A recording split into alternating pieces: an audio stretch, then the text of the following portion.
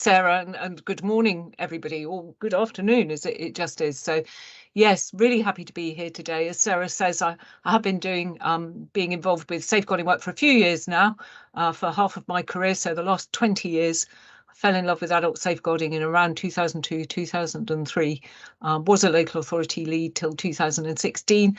And now I work for myself and I mainly write safeguarding adult reviews and do bits of training and so on.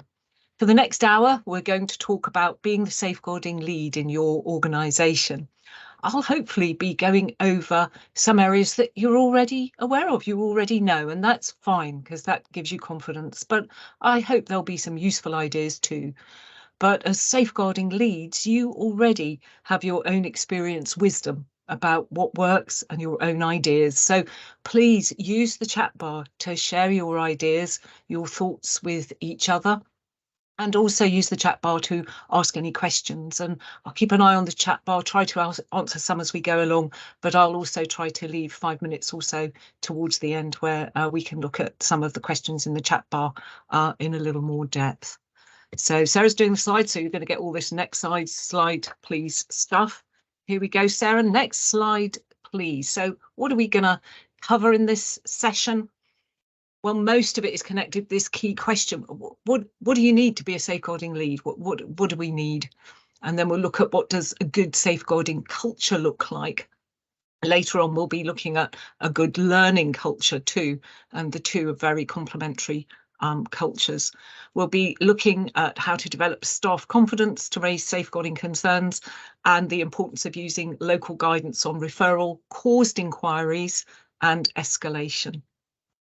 There are some materials, before I forget, on the last slide that you can go into and that can expand some of these areas for you. So do, when you get the slides, click on those after the session and explore a few more ideas. Next slide, please, Sarah.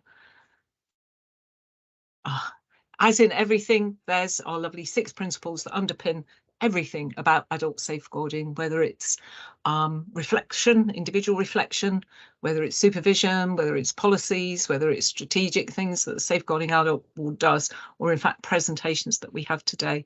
Those 6 principles are embedded in everything I'm going to talk about, and now and again I'll refer to them, but I won't do it slavishly, otherwise it'll get silly. I always think that there's a 7th principle that's kind of missing from those, and that for me is a very important principle for a safeguarding lead. It's problem solving. Safeguarding is about problem solving. These are usually problems that are more difficult to solve or maybe more complicated, that might need some partnership work, that might need some focus or attention. But that's at the heart of safeguarding for me. Okay, next slide, please, Sarah.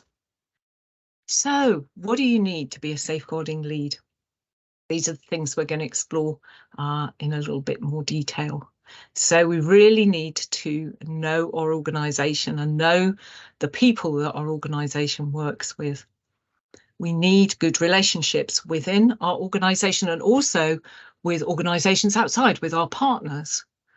A safeguarding lead needs good safeguarding literacy. We'll talk about what that means later, but it's mainly everything connected with safeguarding, not just policies and procedures perhaps, but ways of working. Legal literacy. We will always need some element of legal literacy, so we'll need to know bits of the law that are important to safeguarding, but we'll also need to know where to go to find out more when we need to, who to ask.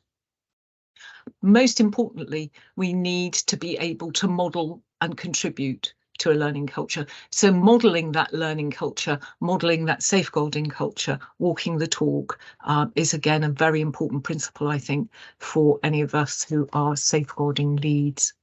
Next slide, please, Sarah. So let's start drilling into some of those ideas. Know your organisation and the people that it works with. I mean, that sounds like common sense, doesn't it? And indeed it is, because if you really know your organisation and you really have given a lot of thought and focus to the people that it works with, you can then see the areas of confidence in your organisation. As regards safeguarding, you can see risk coming, or inherent risk in the way that the organisation is working or needs to work. You can know the gaps that are there. You can know what's been tried in the past, what worked, what didn't, what now needs to be revised and reviewed. So you have that overall feel of how your organisation's working. So how do we start to develop that? And one of the first kind of ideas for me is the idea of the person-centered reflection, if you like, the use of empathy that can really help us get in touch with the experiences of the people who are working in our organisation and who are using the services delivered by our organisation. So what's the everyday experience of the people who live in, use the services of your organisation, and what's the everyday experience of your staff, of the people who work there?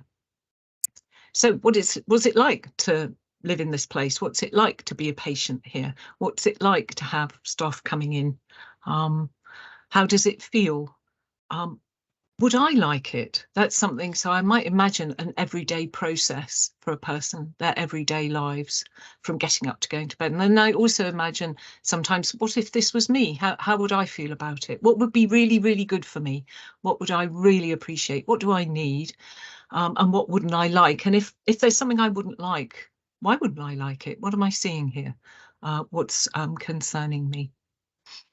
And then we're looking at the strengths, both again of individuals who use our services and of the staff who work in our service. So what do we do really well as an organisation? What do we know our staff are doing really well? What do we know is out there to really support our staff well? What are our strengths? And what are the strengths of the people that we work with? What's supporting them? What are their networks? What goes well for them? What puts the people who use our service in a good position as in terms of safeguarding? And I'll kind of turn you back to Principle 1 of the Care Act, the well-being principle.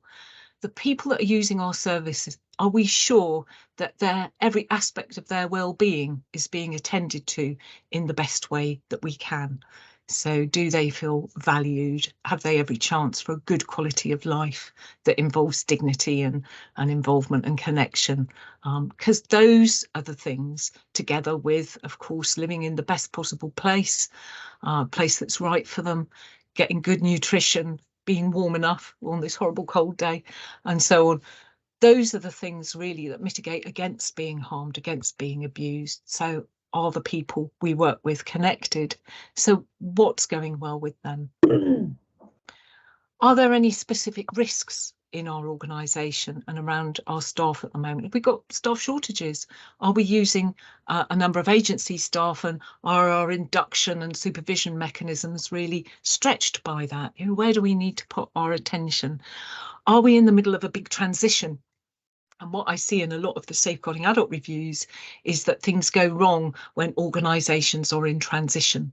So you might have just become part of another organisation, there's a takeover going on, another a transformation, another reorganisation, or you might have started to work with a client group that you haven't worked with before. So that will create risk in an organisation. So what can we do as safeguarding leads to address that risk, to mitigate that risk, and to really try to contain those risks while that transition is going on? So are there risks in our organisation at the moment?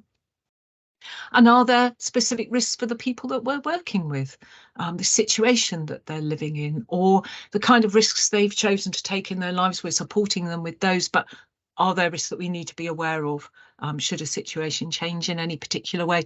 A risk of exploitation, neglect, self-neglect. And if those risks are possible there, are there things we can do that are preventative, and proportionate? So remember those principles. We want to prevent harm wherever we can. We want to observe the well-being principle, and we want to be proportionate about that so as to preserve people's joy and right to be self-determining in their lives. history of the organisation and organisational memory. And in some organisations, there's such a fast turnover that organisational memory can really get lost. And sometimes you'll see things and you think, I have no idea why we do this. There'll be a reason, but it's way back, and then, you know, hopefully someone can tell you. But also that the history of the particular organisation.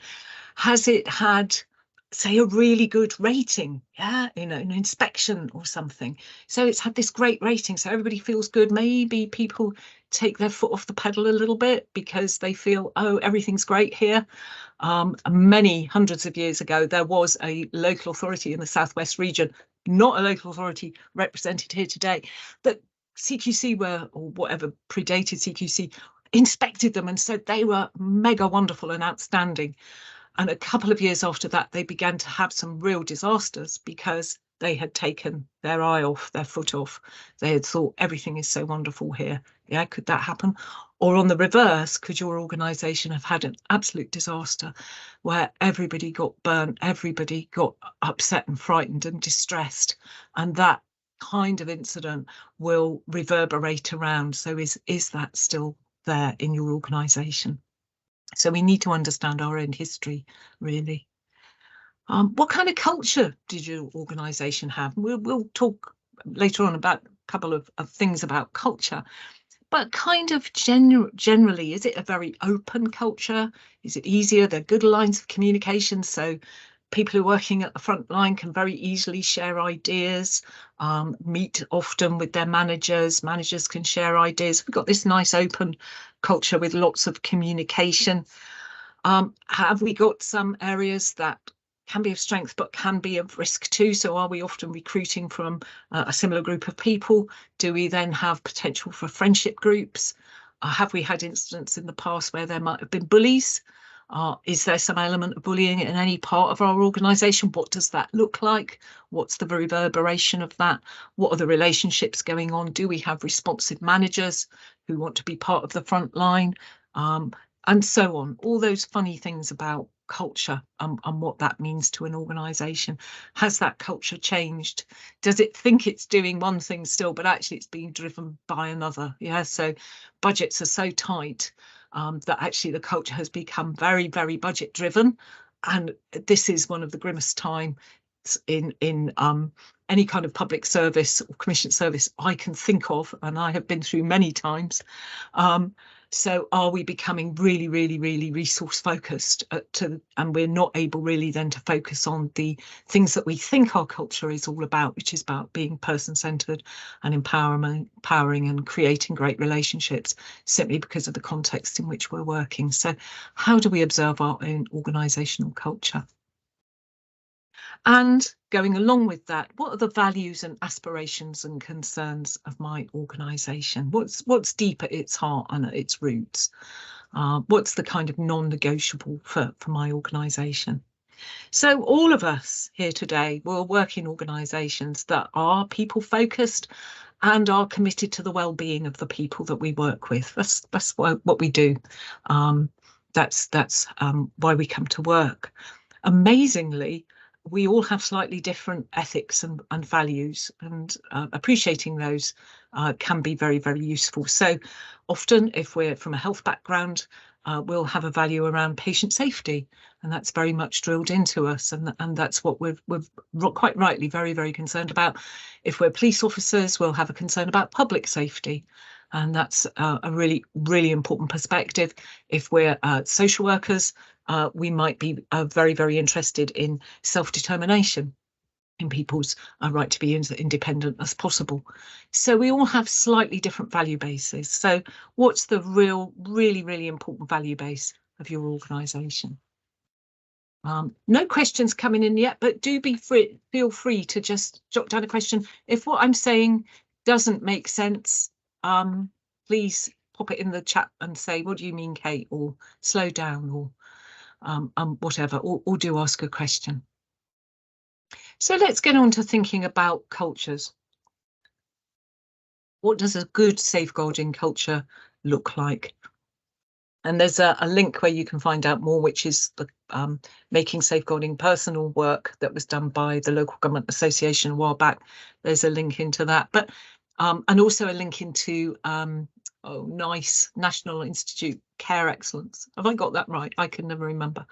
No, I probably had clinical excellence.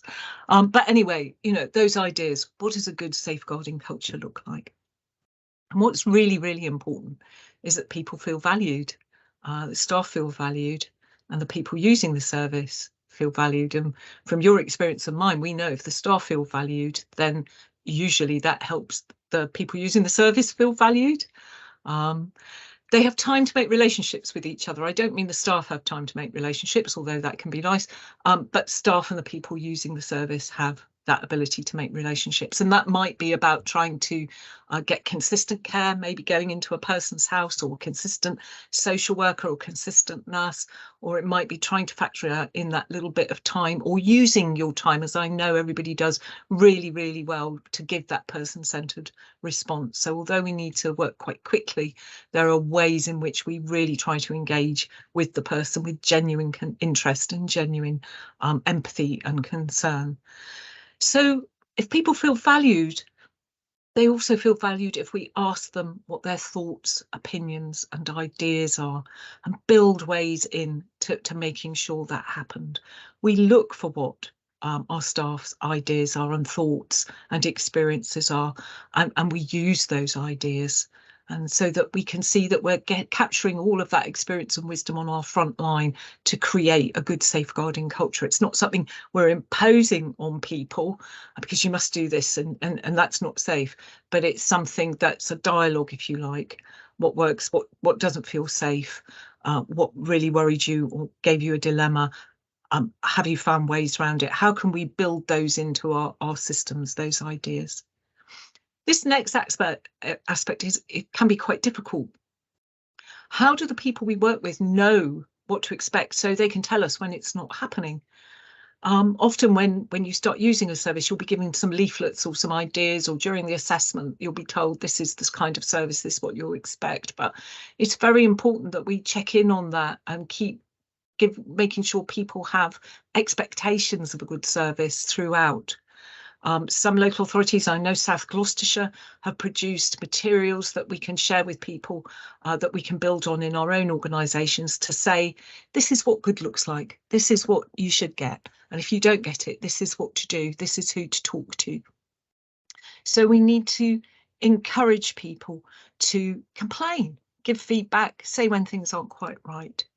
Complaints are very, very good. I really like complaints, because if we encourage complaints, we're giving people the experience of saying something's wrong and then seeing what the feedback is, seeing what happens as a result of the complaint, seeing that we will do something because you are important. And that's the same for our staff as it is for our service users. You're important. We'll be looking at this. We'll tell you what happens next. We'll involve you perhaps in what happens next. So complaints is teaching people how to raise concerns, if you like, and feedback and compliments are also really, really great. But it is hard for people to know, especially if yours is the only service that they've ever been in, or the only social worker they've ever had, or hospital they've ever been in. They don't know what the comparison is. And any of us who've worked with people who say moved from one service to another, I know that as part of my work for South Gloucestershire, I talked with many people who'd moved from a set of care homes that weren't good into care homes that were good. And I went to talk to them about their experience in the good care homes, and they were all saying, do you know what? When I lived at that care home, I thought it was all right, but now I've moved to this one.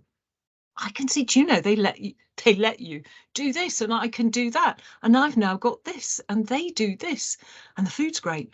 And, you know, it's about a person's experience. So it's quite hard sometimes to convey what good should be, but we need to, that's a really important part of our safeguarding culture. This is what a good service is like.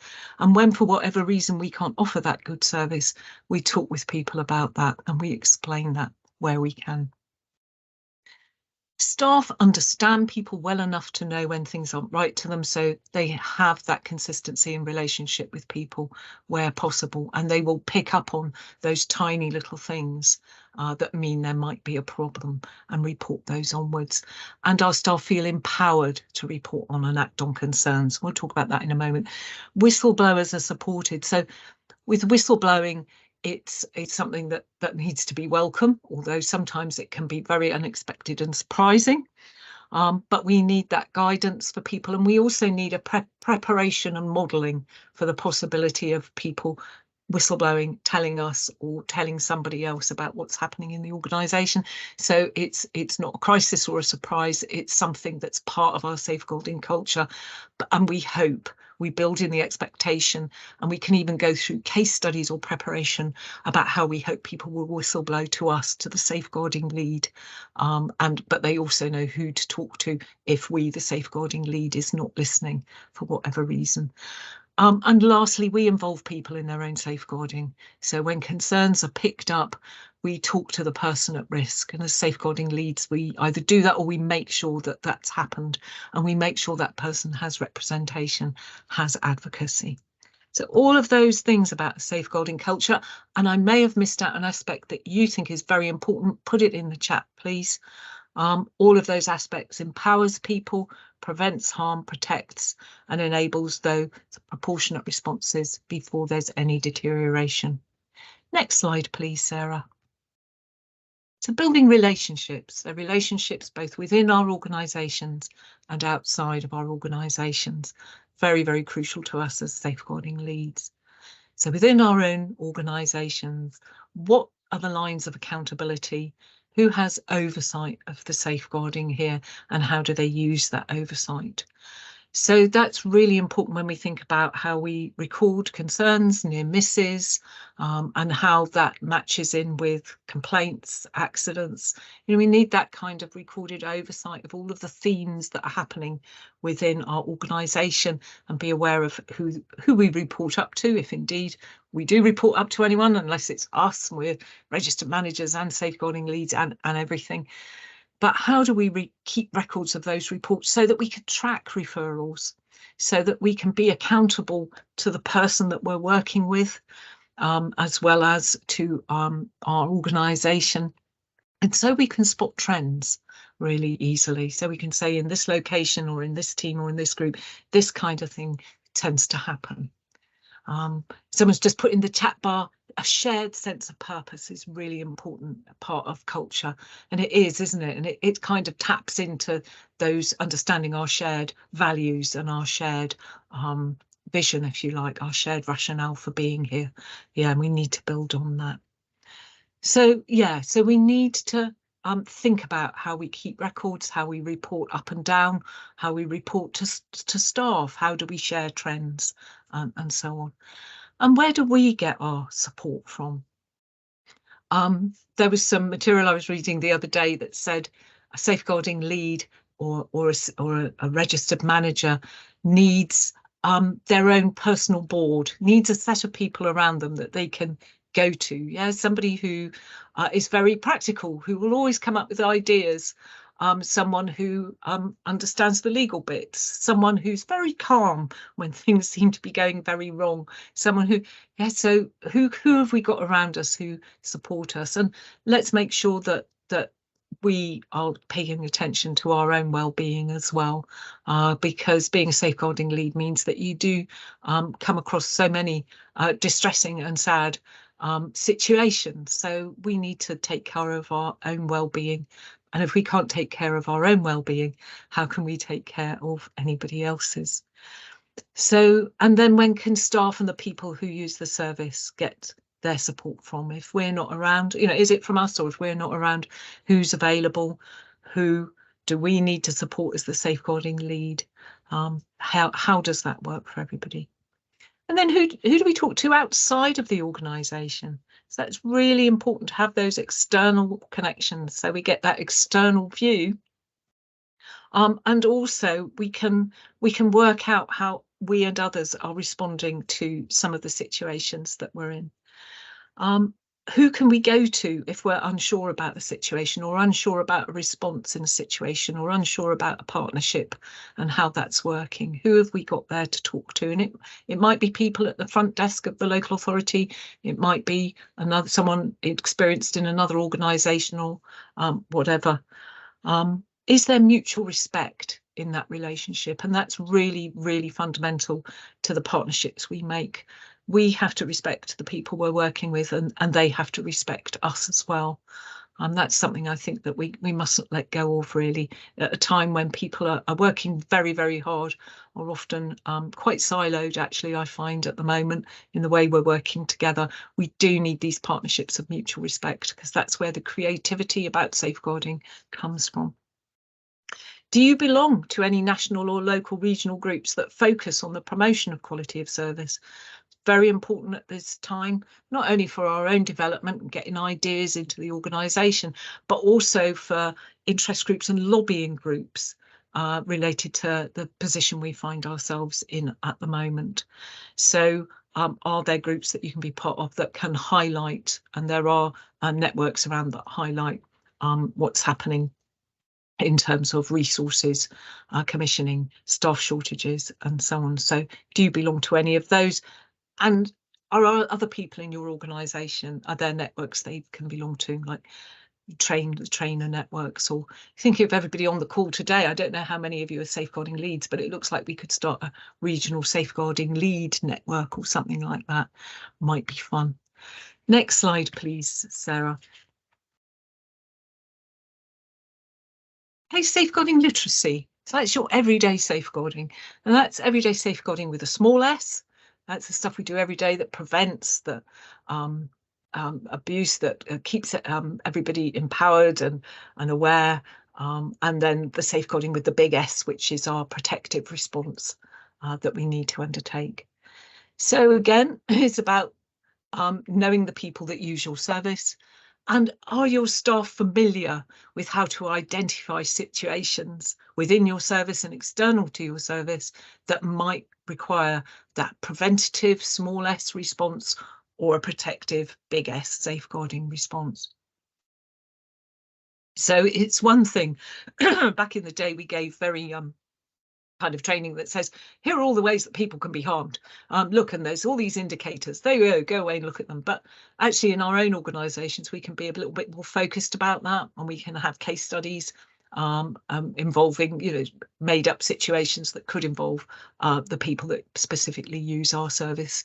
Are people able to spot some things? Are they aware of some of the learning that we're having? So I'm noticing, and so are others, in many of the safeguarding adult reviews that are about self-neglect, there's also sometimes an overlay of exploitation. So we've also got cuckooing, financial abuse, other forms of exploitation going on, preying on a person that's very vulnerable and self-neglecting. And a few years back, I wouldn't have connected those two themes. So are we staying abreast with new and current thinking about the sort of things that could happen to the people using our service? And without being too gloomy, are we aware of and able to identify those things? Are we able to encourage our staff to use professional curiosity and to be curious? Are we giving them permission to do that and the means with which to do that? And I'm thinking of a review I did in a local authority in the north of England. It's a published review, actually. It's on the Rotherham Safeguarding Adults board site, and it's called The Painter and His Son. And the home care service that was going in was absolutely brilliant. They were a great service. They did so much to try to prevent further harm to this father and son. They were brilliant. But they didn't feel they should be professionally curious. And all sorts of strange things happened in this house. And one of the things that happened is that a tank of reptiles turned up one day, and then all the reptiles died, and the tank was left there with dead reptiles in. That's the sort of thing you'd think you would ask about, isn't it? But they didn't. And when I challenged them on that, they said, well, it's rude, and we should respect people's privacy, and we shouldn't be curious. So it's how do we explain the idea of professional curiosity to our staff, and how do we kind of say these are the kind of things you could ask about and the ways of asking? And because actually the tank of reptiles turned out to be very, very important. They were the way in which this group of people who were cuckooing and controlling actually this father and son put the frighteners on them, because the son really was terrified of reptiles. So they turned out to be really significant. But that wonderful home care service that was going in every day just didn't think to ask because it seemed rude. So let's give our staff permission to be curious. Making sure our policies and procedures are really easy to read and understand.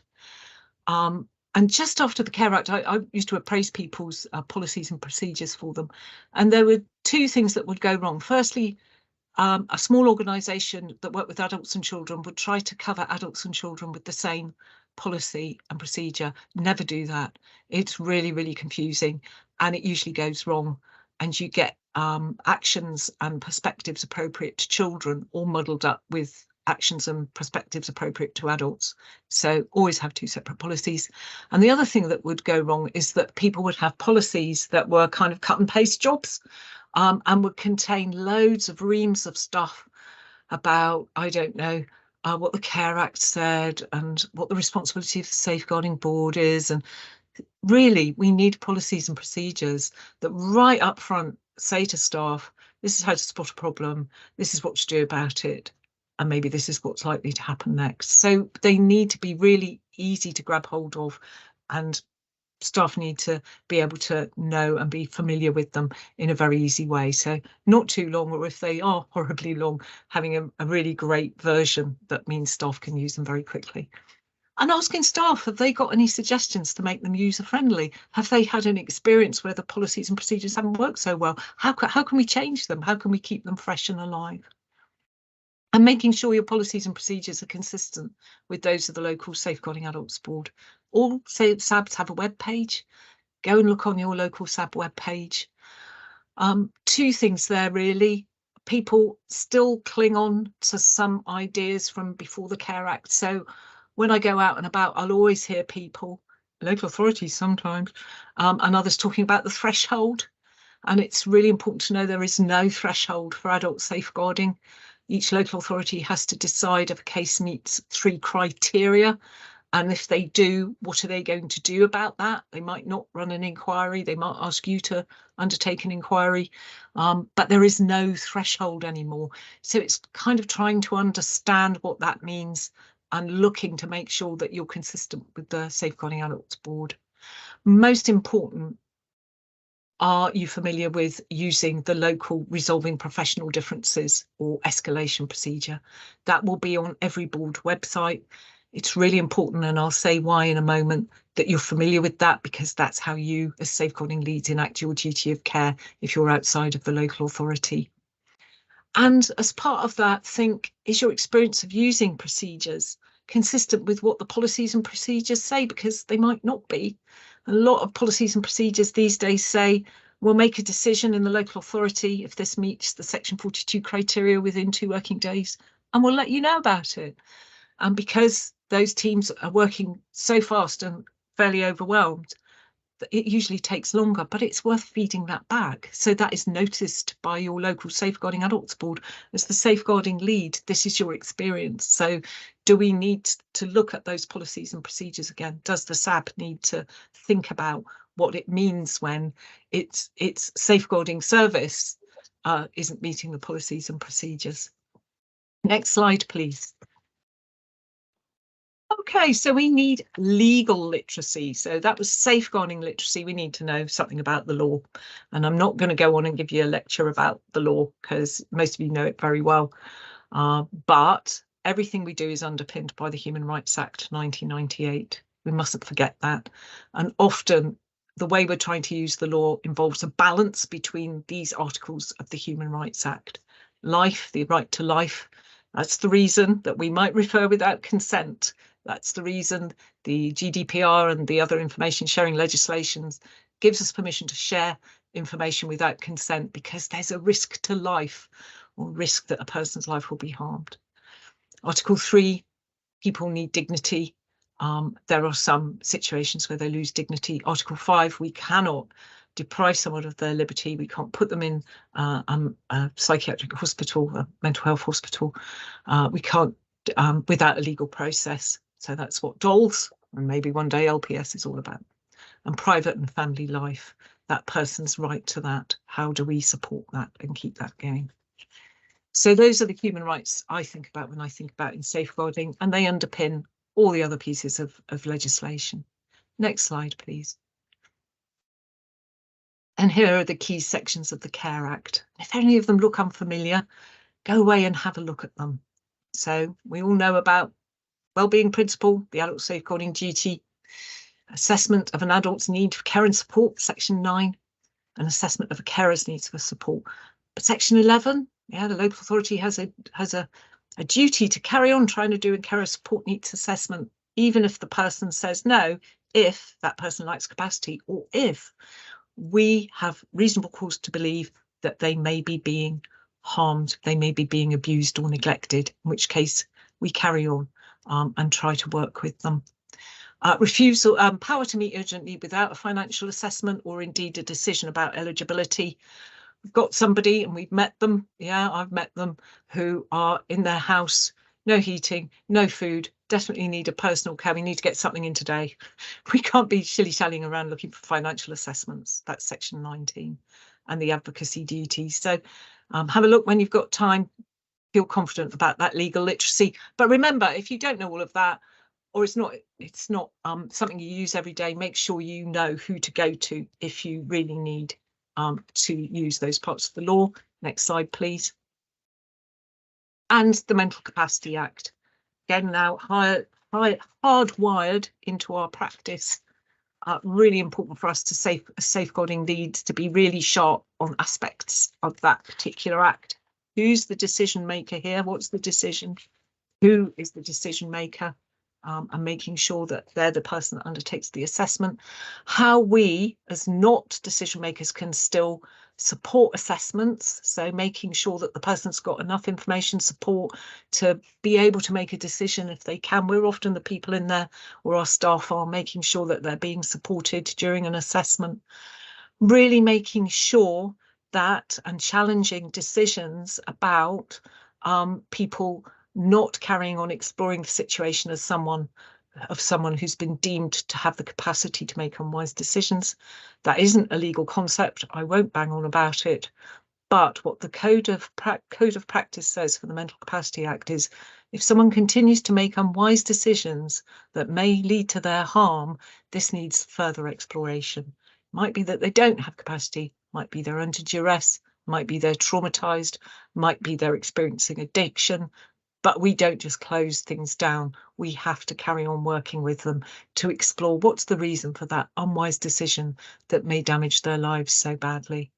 And lastly, always making sure we use best interest decision-making processes, and that we, if we're not the decision maker, but our staff are very, very close to the person, that we're involved in those processes.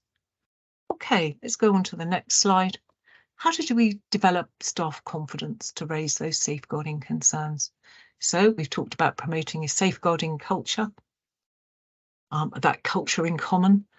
We need to model the values, attitudes and response needed.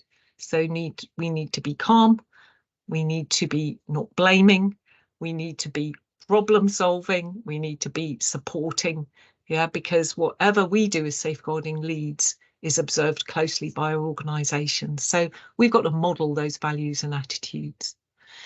We need really, from the word go, and I know it is so difficult now, but encouraging feedback from staff, individual and group discussion, encouraging dialogue, because it's easier to bring up concerns if you're being asked, talked with every day or every week, to say, how's it going? Anything worrying you? Any concerns here?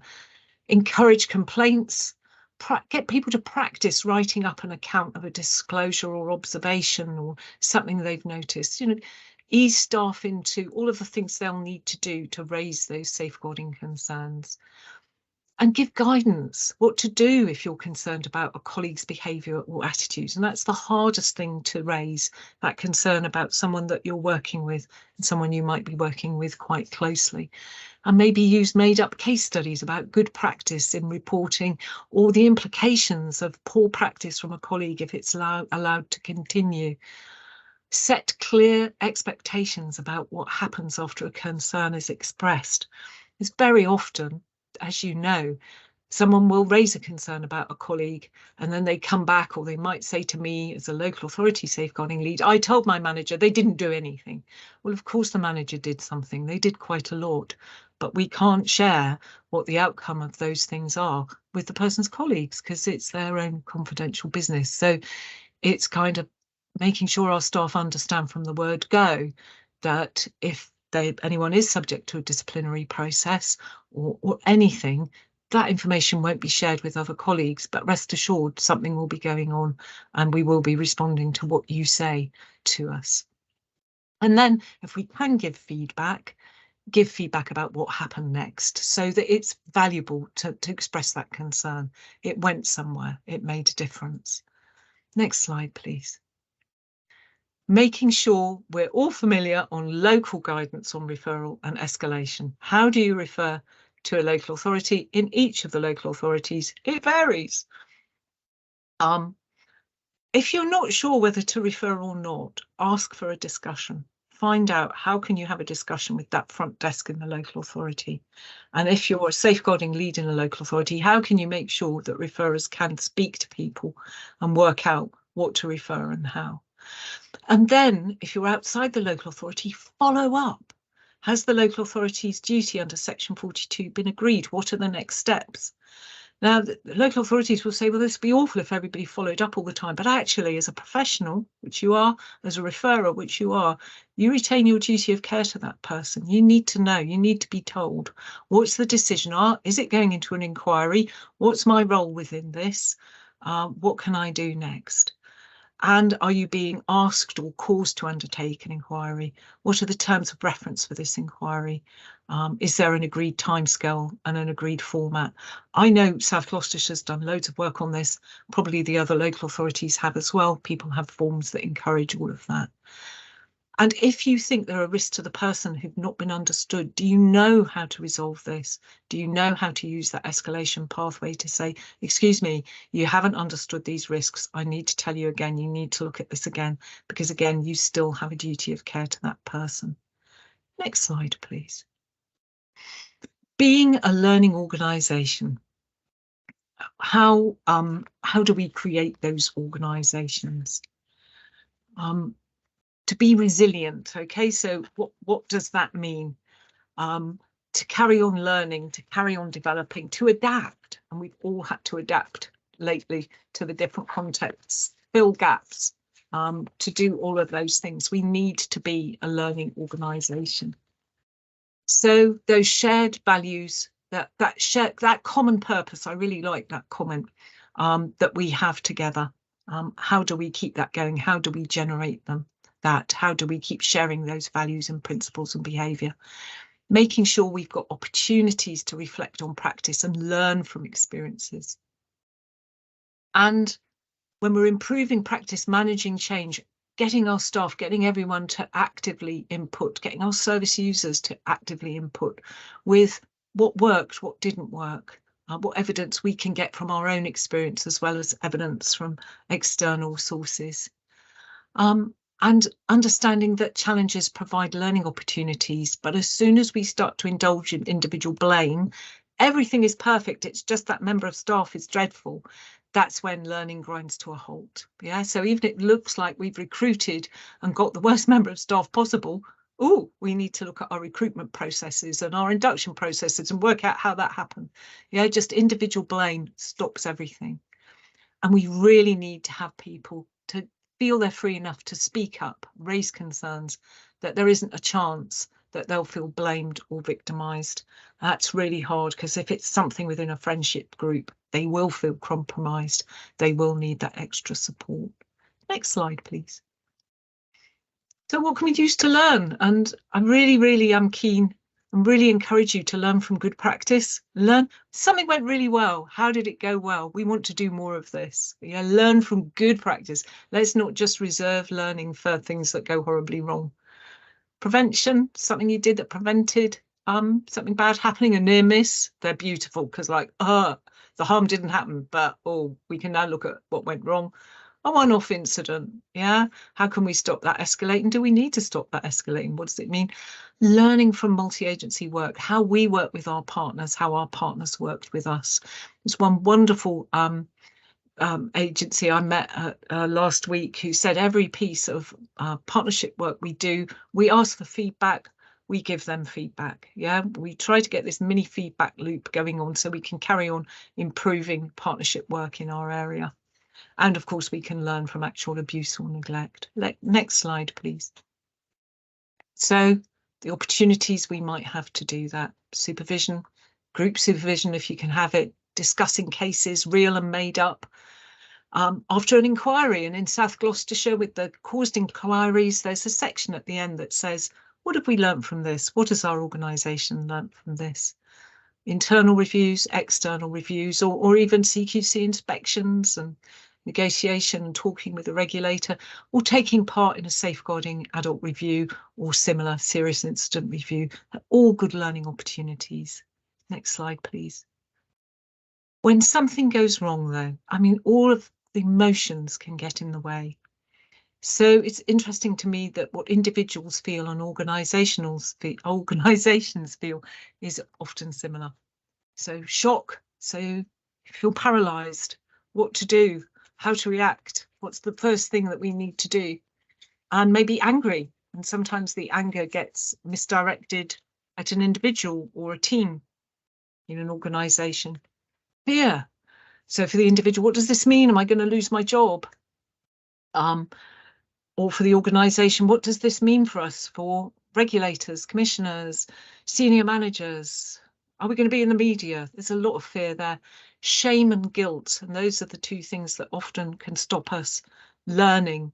So for an individual, that feeling of shame, that feeling of guilt can spin us back to the experiences we had when we were younger and told that we were useless or wrong, or 1 out of 10, Kate, again for your maths homework, but also confirms maybe an idea that we're in the wrong job. We just can't do this.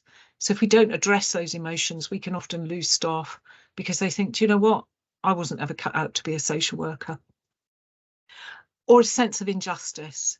And things have really kind of spiraled then. So sense of injustice, the regulator has this totally wrong, we've been assessed badly. Or for the individual, they were just waiting to get me, they've had it in for me for the word go. Yeah, nobody's going to learn from that. But those are the feelings that can naturally occur when something does go wrong. Next slide, please. So these become barriers to people learning or organisation learning. We might want to say, okay, that we are where we are, let's move forward. Yeah, when actually there's so much to learn from why are we where we are, you know, and sometimes we haven't got the time and we've got to be fleet of foot, but we need to spend some time reflecting, how did we get here? We need to learn. Feeling guilty, feeling like a failure, being blamed, feeling attacked. Yeah, they're common experiences. We might feel them, but how as safeguarding leads can we help people to get over those and get some sense of perspective? Not having time or space to think, we need to make that time, or not knowing what could have been done differently. And that's why we need that period of reflection and learning. Next slide, please. So whether we're an individual or an organisation, we need a response to what happens that addresses the emotion, and that might be debriefing, that might be group meetings, that might be how do we all keep in touch during this time, and a response that's clear about what happens next, or we're not sure what's going to happen next, but we'll let you know, we'll keep you all in touch. What are the implications? Time for recovery, to reflect and learn together. And for individuals, maybe an offer of individual counselling if they really are that upset, or one-to-ones, or group work together. And then resolution. What have we learned? How can we put this into action? How can we review our learning? So it's something as safeguarding leads we can take a lead on. Okay, and all of those things give us opportunities to look at different aspects of our organisation. So how an individual is practicing, how our supervision or support systems are working, whether our policies and procedures or guidance are worth anything or not, whether they need to be revised and be more accessible. What's happening in our workplace culture? Is there something we really need to remedy? What's happening in our relationships with other organisations or families or people outside, and much, much more. Next slide, please. So this is what I explore within the Safeguarding Adult Reviews, and this is what you can explore with any tiny piece of learning. Individuals, practice, how we induct individuals, what are the conditions for really good individual practice? Inside our organisation, how are we training, supporting, developing our workers? How do our policies and procedures work? What support and supervision is on offer? How's it being used? What's happening around the organisation? What about our partnerships, our resources, our funding, and the national context? What's happening in terms of recruitment, resource restriction, demands? How can we lobby, and so on? People are sharing experiences here about learning, importance of learning from lived experience. It's very powerful learning. And safeguarding it as an agenda item in all team meetings and one-to-one, and asking internal auditors to always cover safeguarding. So we've got that good internal overview of safeguarding practice, really important. Next slide, please. So here, I won't labour them because time, as ever, is at the essence, but we're thinking of good practice. Here's some helpful questions to ask when something goes well, and you can build your own questions into these as well. So tell me, what went well? Why did it go well? What contributed to that? So what could you continue to do to encourage that contribution? What do you need from us, and what do you need from outside? Just keep on doing well. And if there's one thing you're going to need to keep, what are you going to do? How will you keep doing it? And how can we share this learning? So just questions you could ask about something that's gone really, really well. Notice it, celebrate it, spread the word. This is good practice. Next slide, please. And there are other useful questions for things that have not gone so well. So you want to really drill down on an incident with a group, an individual, or a whole kind of cross-service looking at. So here's some useful questions here. What happened, the who, the what, the when? Did the procedures and policies help? So I'm often in the SAAW, they said, did people follow the procedure? And I clocked on a while ago, yeah, they did, but actually it didn't work because it's not very good, or it doesn't fit this. So, you know, did these policies and procedures help? Do we need to change them? Are people aware of them? Do they? Yeah. So did the staff member have the right support or training to deal with it? If not, why not? And if they did, why didn't they use it? How did other agencies help or hinder? What can we feed back to them about? What can we get feedback about? What do we need to change? So look at all of those layers, but be pragmatic. There's the national context. If you can join in a bigger group, you've got some hope of really making demands on the national agenda. But those other things, individual, in our organisation, let's get some pragmatic actions there. Partnership work, you know, let's try to get a partnership response. How are we going to make these changes? And most important, how do we know any changes have made a difference? And what signs will our staff see, as well as us, that the changes are working? Next slide, please.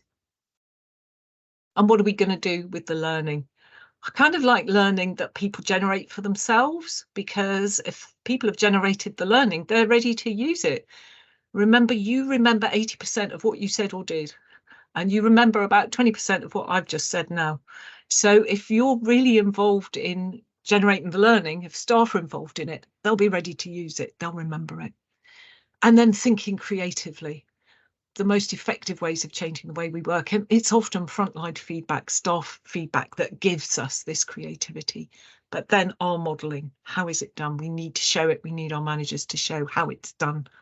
And then just talking about in groups, individual, those one-to-ones, team meetings that you're talking about.